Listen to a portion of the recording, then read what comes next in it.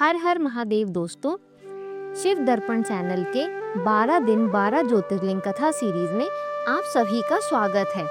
आज मैं आपको बाबा केदार की कथा सुनाती हूँ।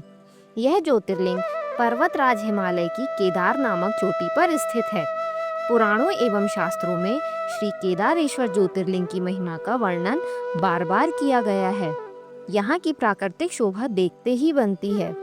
इस चोटी के पश्चिम भाग में पुण्यमती मंदाकिनी नदी के तट पर स्थित केदारेश्वर महादेव का मंदिर अपने स्वरूप से ही हमें धर्म और आध्यात्म की ओर बढ़ने का संदेश देता है। चोटी के पूर्व में अलकनंदा के सुरम्य तट पर बद्रीनाथ का परम प्रसिद्ध मंदिर है। अलकनंदा और मंदाकिनी ये दोनों नदियां नीचे रुद्रप्रयाग में आकर मिल जाती हैं। दोनों नदियों की यह संयुक्त धारा और नीचे देवप्रयाग में आकर भागीरथी गंगा से मिल जाती हैं। इस प्रकार परम पावन गंगा जी में स्नान करने वालों को भी श्री केदारेश्वर और बद्रीनाथ के चरणों को धोने वाले जल का स्पर्श सुलभ हो जाता है।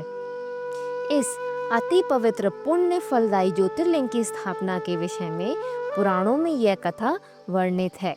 अनंत रत्नों के जनक, अतिशय पवित्र, तपस्वियों, ऋषियों, सिद्धियों, देवताओं की निवास भूमि पर्वतराज हिमालय के केदार नामक अत्यंत शोभाशाली श्रृंग पर महातपस्वी श्रीनर और नारायण ने बहुत वर्षों तक भगवान शिव को प्रसन्न करने के लिए बड़ी कठिन तपस्या की थी। कई हजार वर्षों तक वे निराहार रहकर एक पैर पर खड़े होकर शिव नाम का जप करते रहे। इस तपस्या से सारे लोकों में उनकी चर्चा होने लगी।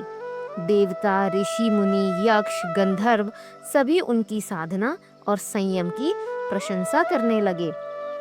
चराचर के पितामह ब्रह्मा जी और सबका पालन पोषण करने वाले भगवान श्री विष्णु भी महा तपस्वी नर नारायण के तप की भूरी भूरी प्रशंसा करने लगे। अंत में भगवान शंकर जी भी उनकी उस कठिन साधना से प्रसन्न हो उठे। उन्होंने प्रत्यक्ष प्रकट होकर उन दोनों ऋषियों को दर्शन दिए। नर और नारायण ने भगवान भोलेनाथ के दर्शन से भाव विहल और आनंद विभोर होकर बहुत प्रकार की पवित्र स्थितियों और मंत्रों से उनकी पूजा अर्चना की। भगवान शिव जी ने अत्यंत प्रसन्न होकर उनसे वर मांगने को कहा। भगवान शिव की यह बात सुनकर दोनों ऋषियों ने उनसे कहा, देवाधिदेव महादेव, यदि आप हम पर प्रसन्न हैं तो भक्तों के कल्याण हेतु आप सदा सर्वदा के लिए अपने स्वरूप को यहाँ स्थापित करने की कृपा करें। आपके यहाँ निवास करने से यह स्थान सभी प्रकार से अत्यंत पवित्र हो उठेगा। यहाँ आपका दर्शन पूजन करने वाले मनुष्यों को आपकी अविनाशिनी भक्ति प्राप्त हुआ करेगी।